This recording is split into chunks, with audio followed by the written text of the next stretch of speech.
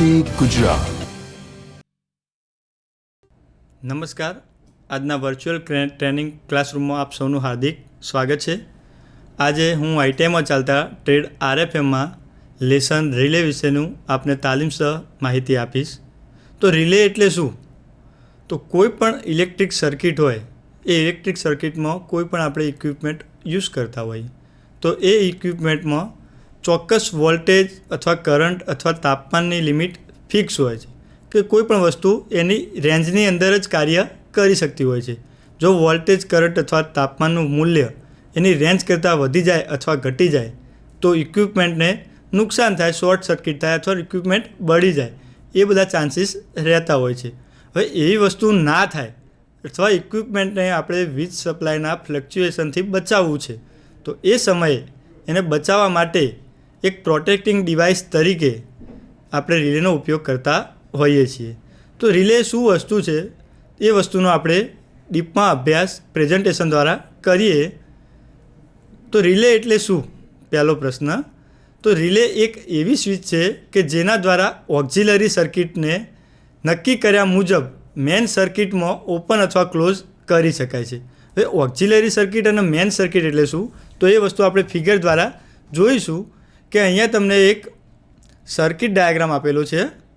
એ સર્કિટની અંદર એક કોન્ટેક્ટ પોઈન્ટ આપેલો છે અને ત્યાંથી એ લોડ ઉપર એટલે કે તમારે જો ઇક્વિપમેન્ટ હોય જે મશીનરી એના ઉપર સપ્લાય જતો હોય છે.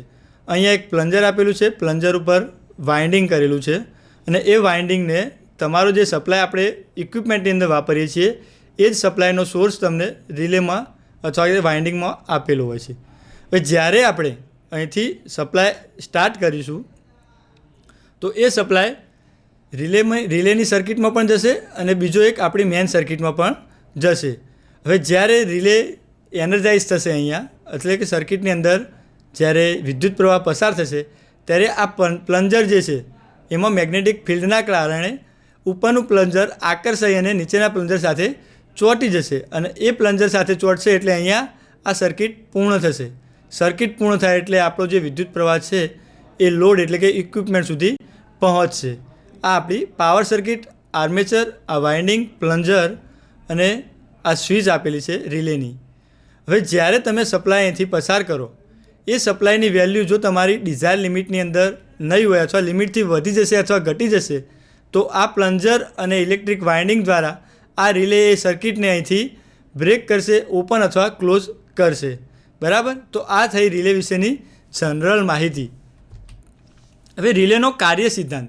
તો રિલે એક પ્રકારની ઇલેક્ટ્રોમેગ્નેટિક સ્વિચ છે. ઇલેક્ટ્રોમેગ્નેટિક સ્વિચ એટલે કે જ્યારે આપણે કોઈ પણ વિદ્યુતનું સપ્લાય કંડક્ટરના ગૂંચળાની અંદર કરતા હોઈએ અથવા તો કોઈ વાયરની કોઇલ હોય એની અંદર ઇલેક્ટ્રિક સપ્લાય આપણે જ્યારે આપીએ ત્યારે ત્યાં મેગ્નેટિક ફિલ્ડ ઉત્પન્ન થાય છે. એ મેગ્નેટિક ફિલ્ડના આધારે પ્લન્જર અથવા તો બીજા કોઈ સર્કિટના એસેસરીઝનો ઉપયોગ કરી અને આપણી જે મેઇન સર્કિટ હોય એ મેઇન સર્કિટને ઓપન અથવા ક્લોઝ કરવા માટેના સિદ્ધાંત ઉપર રિલે કાર્ય કરે છે. રિલે એક પ્રકારની ઇલેક્ટ્રોમેગ્નેટિક સ્વિચ છે. રિલેનો મુખ્ય હેતુ લો એમ્પિયર સર્કિટનો ઉપયોગ કરી અને હાઈ એમ્પિયર સર્કિટનું નિયંત્રણ કરવાનું. હવે લો એમ્પિયર સર્કિટ અને હાઈ એમ્પિયર સર્કિટ. તો રિલેમાં આપણે જે સપ્લાય આપીએ છીએ પહેલી ફિગરમાં આપણે જોયું એ પ્રમાણે રિલેમાં આપણે આ જે સપ્લાય આપ્યો છે અહીંથી એ એમ્પિયર અથવા એ સર્કિટમાં જે એમ્પિયર આપણે આપતા હોઈએ એ મેઇન સર્કિટ કરતાં થોડા ઘણા ઓછા હોય અથવા વધારે રિલેની રિક્વાયરમેન્ટ ઉપર ડિપેન્ડ છે. પણ જનરલી એ સપ્લાયનો કરંટ જે હોય એ મેઇન સર્કિટ કરતાં ઓછો હોય છે. બરાબર? તો લો એમ્પિયર સર્કિટનો ઉપયોગ કરીએ એટલે લો એમ્પિયર સર્કિટનો ઉપયોગ આપણે રિલેને ઓપરેટ કરવા માટે કરતા હોઈએ છીએ અને હાઈ એમ્પિયર સર્કિટનો ઉપયોગ આપણે જે આપણું ઇક્વિપમેન્ટ ચાલુ કરવાનું છે એના માટે કરતા હોઈએ છીએ. તો રિલેનો હેતુ એ છે કે લો એમ્પિયર સર્કિટનો ઉપયોગ કરી અને હાઈ એમ્પિયર સર્કિટનું નિયંત્રણ કરવાનું. એ કઈ રીતે? તો જ્યારે લો એમ્પિયર સર્કિટમાં એટલે કે રિલેની સર્કિટમાં સપ્લાય તમે પસાર કરશો અને હાઈ એમ્પિયર સર્કિટ એટલે કે આપણા ઇક્વિપમેન્ટની અંદર જ્યારે પ્રવાહ પસાર થતો હોય. હવે જ્યારે આપણે જે સપ્લાય કરેલો પ્રવાહ હોય એના અંદર કરંટ, વોલ્ટેજ અથવા ટેમ્પરેચરનું વેલ્યુ જે આપણી નક્કી કરેલી વેલ્યુ કરતાં વધઘટ હોય તો રિલે એને કટ ઓફ કરી દેશે અને મેઇન આપણી જે સર્કિટ છે એને કટ ઓફ કરી અને ત્યાં સપ્લાય જતો રોકશે. એટલે કે મુખ્ય હેતુ એવો કે લો એમ્પિયર સર્કિટનો ઉપયોગ કરી અને હાઈ એમ્પિયર સર્કિટને નિયંત્રણ કરવાનું એટલે કે કંટ્રોલ કરવાનું છે. લો એમ્પિયર સર્કિટ છે એ ઇલેક્ટ્રોમેગ્નેટિક ડિવાઇસનું કંટ્રોલ કરશે. ઇલેક્ટ્રોમેગ્નેટિક ડિવાઇસ મીન્સ આપણે જે ગૂંચળું વાપરીએ છીએ સુવાહક અથવા કોઈ તારનું, એ ગૂંચળાની અંદર પ્લન્જર મૂકેલું હોય છે. ગૂંચળાની અંદર ઇલેક્ટ્રોમેગ્નેટિક ફિલ્ડ ક્રિએટ થાય છે, જે આપણે ઇલેક્ટ્રોમેગ્નેટિક ડિવાઇસ તરીકે ઓળખીએ છીએ. તો લો એમ્પિયર સર્કિટ જે આપણી છે એ ઇલેક્ટ્રોમેગ્નેટિક ડિવાઇસનું કંટ્રોલ કરશે અને જેના દ્વારા આપણે હાઈ એમ્પિયર સર્કિટનું કંટ્રોલ કરી શકીશું, એટલે કે બંધ અથવા ચાલુ જરૂરિયાત પ્રમાણે કરી શકીશું. તો આ થયો રિલેનો કાર્ય સિદ્ધાંત. હવે સ્ટાર્ટિંગ રિલે એક એવો રિલે છે કે જ્યારે આપણે કોમ્પ્રેસર રેફ્રિજરેશનની અંદર, ફ્રીજની અંદર આપણે જે કોમ્પ્રેસર વાપરતા હોઈએ એ કોમ્પ્રેસરની અંદર સ્ટાર્ટિંગ અને રનિંગ બંને વાઇન્ડિંગ આવતા હોય છે. હવે જ્યારે આપણે સ્ટાર્ટ કરતા હોઈશું, જ્યારે કોમ્પ્રેસરને સ્ટાર્ટ કરીશું, એટલે સ્ટાર્ટિંગ સમયે સ્ટાર્ટિંગ અને રનિંગ બંને વાઇન્ડિંગ લાઇન સાથે જોડેલા હોય છે. હવે સ્ટાર્ટિંગ અને રનિંગ વાઇન્ડિંગ બંને લાઇન સાથે જોડેલા હોય, કોમ્પ્રેસર એની જે સ્પીડ હોય સિંક્રોનાઇઝિંગ, એ સ્પીડની 75 જેટલી સ્પીડ પકડી અને ફરવા લાગશે ત્યારે સ્ટાર્ટિંગ રિલે દ્વારા આપણે સ્ટાર્ટિંગ વાઇન્ડિંગને સિસ્ટમમાંથી અલગ કરી દઈશું અને એકલા રનિંગ વાઇન્ડિંગ ઉપર કોમ્પ્રેસરને ચાલુ કરી દઈશું. તો એ સ્ટાર્ટિંગ વાઇન્ડિંગનો મુખ્ય ઉપયોગ છે. અહીંયા જુદા જુદા પ્રકારના વાઇન્ડિંગ સાથે જુદા જુદા પ્રકારના રિલેનો ઉપયોગ કરેલો ફિગરની અંદર બતાવેલો છે. આ આપણું કોમ્પ્રેસરના 3 પોઈન્ટ છે. પહેલો છે કોમન, આર છે રનિંગ વાઇન્ડિંગ, એસ છે સ્ટાર્ટિંગ વાઇન્ડિંગ. જ્યારે લાઇન સાથે આપણે ઓવરલોડ પ્રોટેક્ટરથી જ્યારે લાઇન એટલે કે ફેઝ સપ્લાય આપણે જ્યારે કોમ્પ્રેસરની અંદર એડ કરીએ, એ સપ્લાય પહેલાં એક ભાગ રનિંગ વાઇન્ડિંગમાં જશે, બીજો ભાગ સ્ટાર્ટિંગ વાઇન્ડિંગની અંદર જશે. હવે સ્ટાર્ટિંગ વાઇન્ડિંગની અંદર અહીંયા પોટેન્શિયલ રિલે લગાવેલો છે. પોટેન્શિયલ રિલે અહીંયા લગાવેલો છે, જે રિલે ઇલેક્ટ્રોમેગ્નેટિક ડિવાઇસ જેવો જ હોય કે જે ઇલેક્ટ્રોમેગ્નેટિક ફિલ્ડ ઉપર કાર્ય કરતો હોય. અહીંયા તમને એક સ્વિચ આપેલી છે. હવે જ્યારે આપણે આ કરંટની વેલ્યુ અથવા અમુક કોમ્પ્રેસર સ્પીડ અમુક પકડી લેશે, એ વખતે અહીંયા આ કરંટ અહીંયા પસાર થશે રિલેની અંદર અને રિલેની અંદર જે કોઇલ આપેલી છે એ એનર્જાઇઝ થશે. એનર્જાઇઝ થશે એટલે તેમાં શું થશે? મેગ્નેટિક ફિલ્ડ ક્રિએટ થશે અને એ મેગ્નેટિક ફિલ્ડ આ સ્વિચને પોતાની તરફ આકર્ષશે. હવે સ્વિચને પોતાની તરફ આકર્ષે એટલે આ સ્ટાર્ટિંગ વાઇન્ડિંગનો જે સપ્લાય હતો એ શું થશે? કટ ઓફ થઈ જશે. સ્ટાર્ટિંગ વાઇન્ડિંગનો સપ્લાય કટ ઓફ થઈ જાય એટલે direct line circuit running circuit સાથે જોડાઈ અને ન્યુટ્રલ સાથે જોડાઈ અને કોમ્પ્રેસર એકલું રનિંગ સર્કિટ અથવા રનિંગ વાઇન્ડિંગ ઉપર ચાલુ થશે. આ હતો પોટેન્શિયલ રિલે, એટલે કે વોલ્ટેજ આધારિત કાર્ય કરતો રિલે હતો. સેમ એ જ પ્રકારે અહીંયા કરંટ રિલે આપેલો છે કે જે કરંટની વેલ્યુના આધારે, કરંટની વેલ્યુ વધઘટ થતી હોય એના આધારે કાર્ય કરતો હોય. એટલે કે સ્પીડ જ્યારે વધી જતી હોય એ વખતે કરંટની વેલ્યુ વધઘટ થાય અને એ વધઘટના આધારે સ્ટાર્ટિંગ વાઇન્ડિંગને એરો જોઈન્ટ એટલે કે ઓન અથવા ઓફ કરવાનું કાર્ય કરતો હોય છે. તો આ થઈ આપણી સ્ટાર્ટિંગ વાઇન્ડિંગની કરંટ રિલેની વાત. બીજો એક આપેલો છે પીટીસી રિલે. પીટીસી રિલે એટલે પોઝિટિવ ટેમ્પરેચર કંટ્રોલ રિલે. તો એ રિલે તાપમાન ઉપર આધારિત હોય છે. જેમ સર્કિટનું અથવા કોઈ ઇક્વિપમેન્ટનું તાપમાન વધઘટ થાય એમ જે પાવર સપ્લાય જરૂરી હોય એને જરૂરી હોય તો કનેક્ટ કરશે, બિનજરૂરી અથવા વધારે વોલ્ટેજ હોય તો એને ડિસ્કનેક્ટ કરવાનું કાર્ય કરે છે પીટીસી રિલે. તો અહીંયા પણ સેમ જોયું એ પ્રમાણે કોમન સાથે રનિંગ અને સ્ટાર્ટિંગ વાઇન્ડિંગ જોડેલા છે અને રનિંગ વાઇન્ડિંગ અને સ્ટાર્ટિંગ વાઇન્ડિંગ બંનેને પીટીસી રિલે અને સ્ટાર્ટિંગ કેપેસિટરમાં થઈ અને ન્યુટ્રલ સાથે જોડેલા છે. હવે અમુક સમય સુધી જ્યારે આ સર્કિટની અંદર પ્રવાહ ચાલુ રહેશે એટલે સર્કિટની અંદર જે કોઇલ આપેલી છે એને તાપમાન અમુક સમય અંતરે એનું તાપમાન વધતું જતું હશે અને અમુક ફિક્સ તાપમાનથી વધારે તાપમાન થઈ જાય એટલે આ રિલે ઇલેક્ટ્રિક પાવરનો સપ્લાય અહીંથી બંધ કરી દેશે.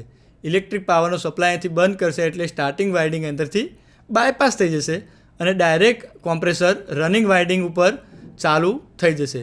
તો આ થઈ ડોમેસ્ટિક રેફ્રિજરેટરમાં સ્ટાર્ટિંગ રિલે કઈ જગ્યાએ અને કઈ રીતે લગાવેલા હોય છે અને એની કાર્ય પદ્ધતિ વિશે. એનાથી આગળ જોઈએ તો રિલેના મુખ્ય 3 પ્રકાર છે એના ઉપયોગના આધારે રિલેના મુખ્ય 3 પ્રકાર. પહેલો પ્રકાર છે કરંટ રિલે, બીજો છે વોલ્ટેજ રિલે અને ત્રીજો છે થર્મલ રિલે. ત્રણેયના નામના આધારે આપણે જોઈએ તો એના ઉપયોગ શું થતા હશે, એની કાર્ય સિદ્ધાંત શું હશે એ આપણને ખ્યાલ આવી જ જાય છે. પહેલો જોઈએ તો કરંટ રિલે. તો કરંટ રિલે એટલે શું? તો જ્યારે તમે ઇક્વિપમેન્ટની અંદર પ્રવાહ પસાર કરતા હોય, ધારો કે કોઈ 2 એમ્પિયર અથવા 5 એમ્પિયરનો ઇક્વિપમેન્ટ હોય.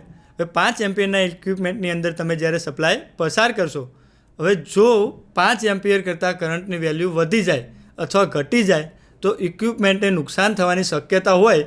એ જગ્યાએ આપણે કરંટ રિલેનો ઉપયોગ કરતા હોઈએ છીએ. કરંટ રિલેનું કાર્ય શું?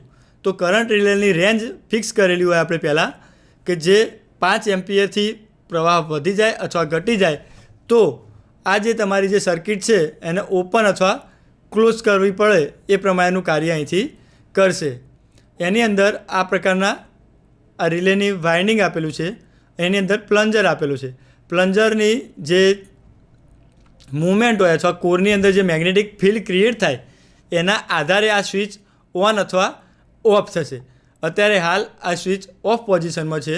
હવે જ્યારે તમે અંતે સપ્લાય પસાર કરશો, એ સપ્લાય તમારી 5 એમ્પિયરની લિમિટમાં હશે એટલે શું થશે? અહીંયા મેગ્નેટિક ફિલ્ડ ક્રિએટ થશે અને એના દ્વારા આ સ્વિચ અહીંયા આકર્ષાશે અને એ વસ્તુ તમારું જે ઇક્વિપમેન્ટ ચાલુ કરવાનું છે એ ચાલુ થઈ જશે.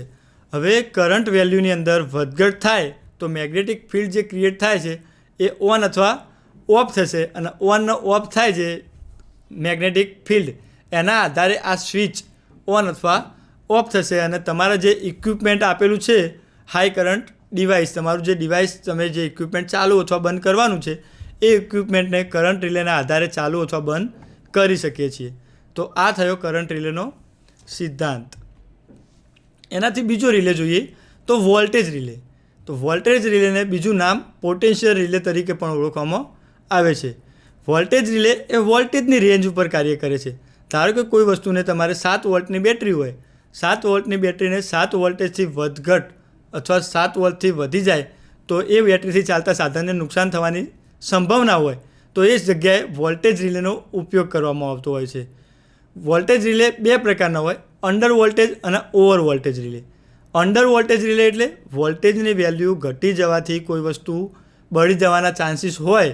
ધારો કે કોઈ મોટર ચાલતી હોય, એ મોટરની અંદર તમે વોલ્ટેજ આપેલા છે ફિક્સ વોલ્ટેજ, એ વોલ્ટેજ એનાથી ઘટી જાય તો મોટરના વાઇન્ડિંગને નુકસાન થવાની શક્યતા હોય.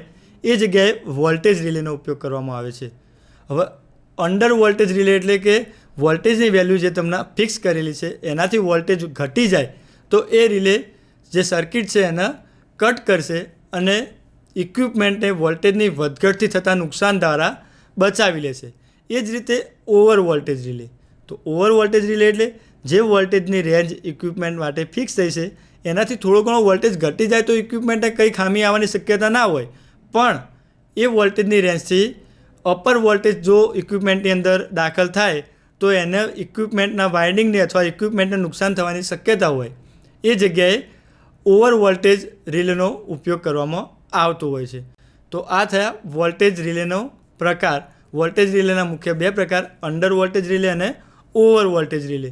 જે જગ્યાએ ઇક્વિપમેન્ટના જે પ્રમાણેની રિક્વાયરમેન્ટ હોય, ધારો કે વોલ્ટેજ ઘટી જવાથી નુકસાન થાય એવું હોય તો અંડર વોલ્ટેજ રિલેનો ઉપયોગ કરવામાં આવે છે અને વોલ્ટેજ વધી જવાથી નુકસાન થાય એવું હોય તો એ જગ્યાએ ઓવર વોલ્ટેજ રિલેનો ઉપયોગ કરવામાં આવતો હોય છે. એનાથી આગળ જોઈએ થર્મલ રિલે. તો થર્મલ રિલે શું છે?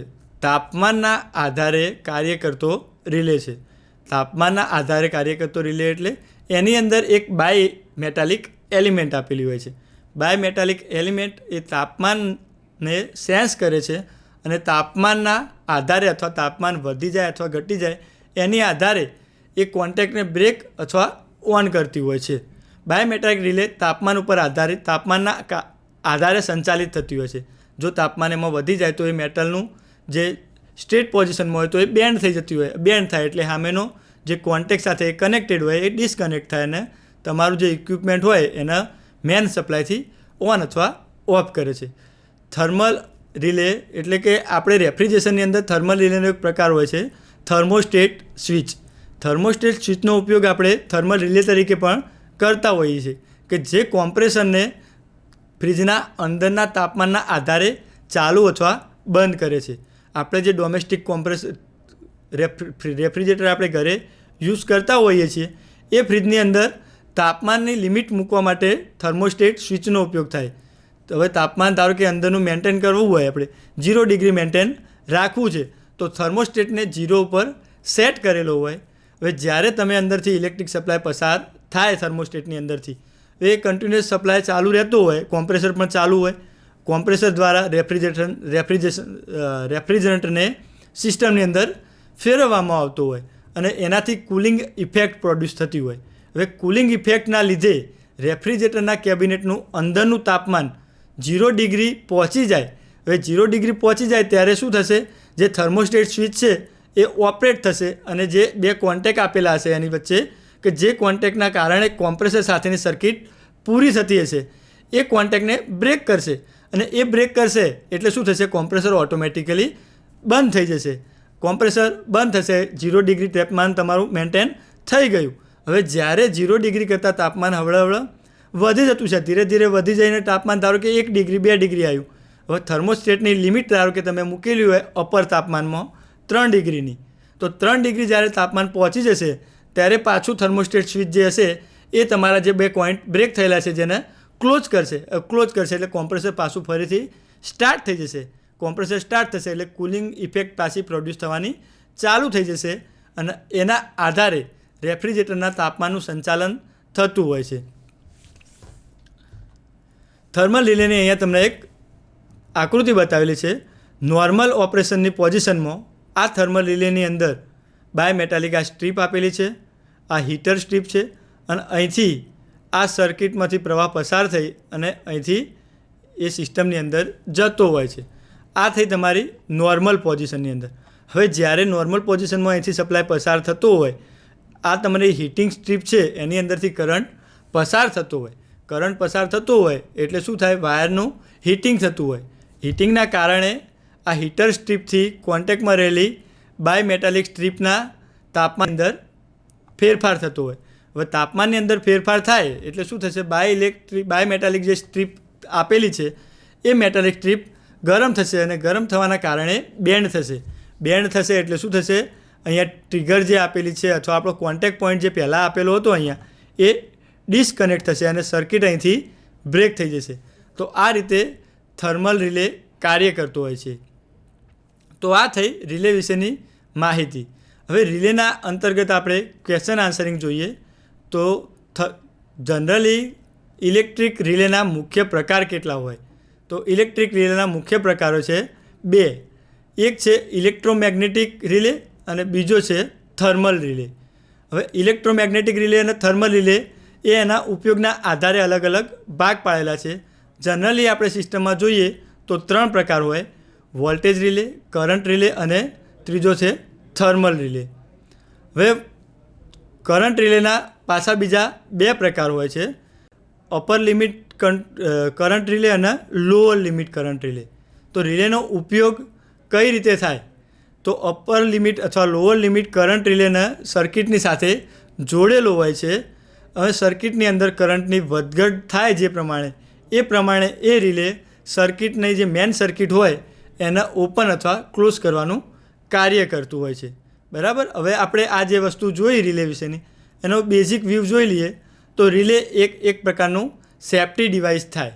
ઇલેક્ટ્રિક સિસ્ટમની અંદર ઇલેક્ટ્રિક જે ફ્લક્ચ્યુએશન આવતું હોય, વોલ્ટેજના વધઘટ થતા હોય અથવા કરંટનું વધઘટ થતું હોય અથવા તો હીટિંગના કારણે કોઈ ઇક્વિપમેન્ટને નુકસાન થાય એવું હોય, તો એ વસ્તુના ફ્લક્ચ્યુએશન, કરંટના અથવા વિદ્યુત સપ્લાયના ફ્લક્ચ્યુએશનના કારણે ઇલેક્ટ્રિક આપણું જે ઇક્વિપમેન્ટ છે એને બચાવવા માટે સેફ્ટી ડિવાઇસ તરીકે, પ્રોટેક્ટિવ ડિવાઇસ તરીકે રિલેનો ઉપયોગ થતો હોય છે. રિલેનો આપણે થર્મલ રિલેનું એક ઉદાહરણ જોઈ લઈએ તો ઘરે આપણે જે ઇસ્ત્રી યુઝ કરીએ છીએ એ ઇસ્ત્રીનો અમુક લિમિટ હોય છે, અમુક ટેમ્પરેચર થઈ જાય એટલે ઇસ્ત્રી ઓટોમેટિક બંધ થઈ જાય.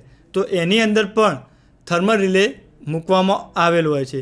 એ થર્મલ રિલે અમુક સ્પેશિયલ અથવા અમુક ફિક્સ ટેમ્પરેચર રેન્જ ઉપર કાર્ય કરતું હોય કે ટેમ્પરેચર એનું ધારો કે 50 ડિગ્રી કરતાં વધી જતું હોય તો એ બાયમેટાલિક સ્ટ્રીપ એની જે છે બેન્ડ થતી હોય અને બેન્ડ થાય એના લીધે સપ્લાય કટ ઓફ થતો હોય છે અને જે સિસ્ટમ આપણી ઇલેક્ટ્રિક ઇસ્ત્રીની અંદર જે હીટિંગ થવાની પ્રોસેસ છે એ બંધ થઈ જતી હોય અને ઇસ્ત્રીનું એ તાપમાન મેન્ટેન રહી જાય.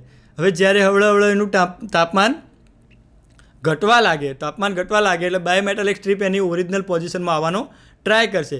ઓરિજિનલ પોઝિશનમાં આવશે એટલે કોન્ટેક્ટ પાછો એની સાથે જોઈન્ટ થઈ જશે, એટલે ઓન પોઝિશનમાં થશે અને હીટિંગ કોઇલ ચાલુ થઈ જશે અને એની ગરમી વધવાનું કામ ચાલુ થઈ જશે. એ રીતે વોલ્ટેજ રિલે અને કરંટ રિલે પણ કાર્ય કરતા હોઈએ છીએ. ધારો કે આપણે સ્ટેબિલાઇઝર જે વાપરીએ છીએ, સ્ટેબિલાઇઝર એ વોલ્ટેજ રિલેનું એક પ્રકારનું ઉદાહરણ છે. સ્ટેબિલાઇઝર શું કાર્ય કરશે કે કોઈ વસ્તુ આપણે ધારો કે ફ્રીજ વાપરતા હોઈએ અથવા ટીવી વાપરતા હોઈએ કે જેમાં વોલ્ટેજની ફિક્સ રેન્જ આપેલી હોય કે તમને આ વોલ્ટેજથી આ વોલ્ટેજ સુધી આ વસ્તુ ઇક્વિપમેન્ટ કાર્ય કરી શકે છે. વોલ્ટેજની રેન્જ જો એમાં ચેન્જ થતી હોય તો ઇક્વિપમેન્ટના નુકસાન થવાના ચાન્સીસ રહેતા હોય. એ સમયે આપણે ત્યાં સ્ટેબિલાઇઝરનો ઉપયોગ કરતા હોઈએ છીએ. સ્ટેબિલાઇઝર શું કરશે કે જ્યારે એમાં સપ્લાય તમારે આપવામાં આવતો હોય ત્યારે ત્યાં એક જગ્યાએ સપ્લાયના ઇક્વિપમેન્ટની અંદર સ્ટેબિલાઇઝર થ્રુ પસાર થતો હોય. સ્ટેબિલાઇઝરમાં એક જગ્યાએ રિલે ગોઠવેલો હોય છે, વોલ્ટેજ રિલે. હવે જ્યારે સપ્લાય વધઘટ થતો હોય ત્યારે એની અંદર કેપેસિટર પણ એક આપેલું હોય બેટરી જેવું કે જો ઘટી જાય વોલ્ટેજ તેની ડિઝાયર લિમિટ કરતાં તો એ કેપેસિટર દ્વારા વધારાનો વોલ્ટેજ ત્યાં પૂરો પાડશે અને વધી જાય તો રિલે દ્વારા એ વોલ્ટેજને કટ ઓફ કરી દેશે. એમ ઇક્વિપમેન્ટના વોલ્ટેજના વધઘટથી પણ એ બચાવતો હોય છે. તો આ થઈ રિલે વિશેની માહિતી કે રિલેનો ઇલેક્ટ્રિક સર્કિટમાં કઈ રીતે ઉપયોગ થાય છે, કઈ રીતે એ રિલે આપણી જે ઇક્વિપમેન્ટ છે એના ઇલેક્ટ્રિક સર્કિટના વધઘટ અથવા ફ્લક્ચ્યુએશનથી બચાવતું હોય છે એ વાત. બરાબર. તો આ થઈ આપણી રિલે વિશેની વાત. આ વિશેનું રિલે વિશેની માહિતી હું અહીંયા પૂર્ણ કરું છું. આભાર.